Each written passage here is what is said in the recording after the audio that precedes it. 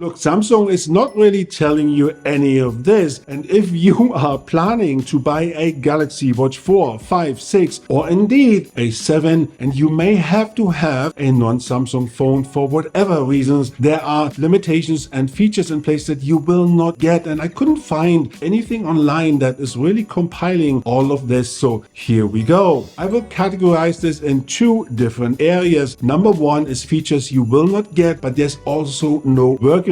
Number two is features you will not get, but there is a workaround to be found. One, camera control up. That feature is only reserved for Samsung flagships phone, so even Samsung users will not get that feature if you don't have a flagship phone. However, the good news is that there are workarounds. There are other applications that offer a similar, if not the same, experience. It is only not a native camera control app. Two, double pinch to take a phone. And look, there is a lot of people who like that feature or would like to have that feature. However, it is only available for One UI 6.11, I believe, and you can only get this with a Samsung phone, of course. So there is no workaround for this. Next one up is synchronization for do not disturb and other sleep modes that usually automatically synchronize between your phone and your watch when you activate this manually. This does not work with a non-Samsung phone, unfortunately, unless you have a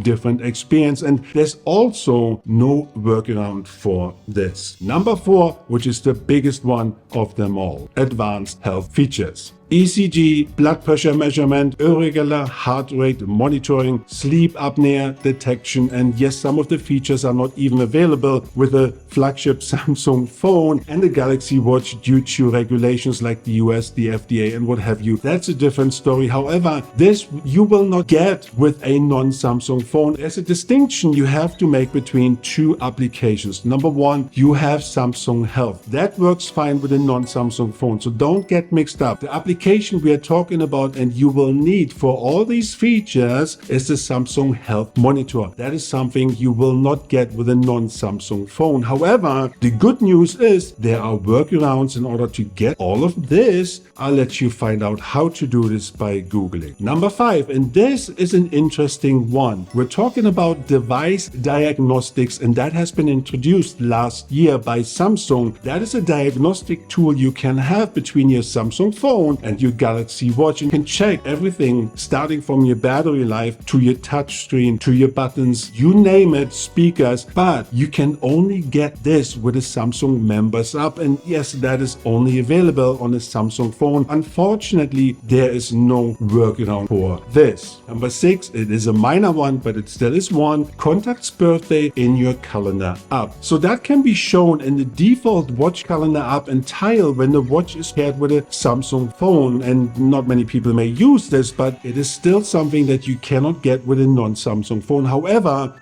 there is a workaround, if you can call it as such, because you can just download Google Calendar and that will enable that option for you. 7, AR emojis. If that is important to you, well, then you should really have a Samsung phone because the limitations are there for a non-Samsung phone. Reason being, all these AR emojis are based on a Samsung app itself that creates that, so the functionality for all of them will be limited if you have a non-Samsung phone, and there is no workaround for this. Number 8, synchronization of reminders, and the Galaxy Watch has a reminder app that is quite powerful to use, but the synchronization only works with a Samsung phone because you have a companion app on a Samsung phone. So the synchronization between the watch and the phone only works really well, or only works when you have a Samsung phone. However, the good news is to a certain extent you have a workaround with Google Keep that can kind of do the same, but check it out. That is something you could use instead if that is important to you, of course. Number 9, Bixby Routine. Samsung phones have something built in that is called Bixby Routines. For example, hear me out first. For example, you can customize your Bixby Routines that you have different watch faces on your Galaxy Watch for different environments or different triggers, and then you have a different watch face popping up, which can be useful in certain situations. I don't know know how many people use Bixby routines, but that is something you will not get with a non-Samsung phone, and there's also no workaround for this. Last but not least is the participation in the beta program, UI Watch beta program. You will need a Samsung phone, the members app, then you will need to register in the members app. It is also only available in the US and South Korea as of today. It can be quite useful, especially when you have an older model, to test the versions that are going to come out and give feedback. So you will have to have all of that. There's no workaround. Thank you for watching. Peace out.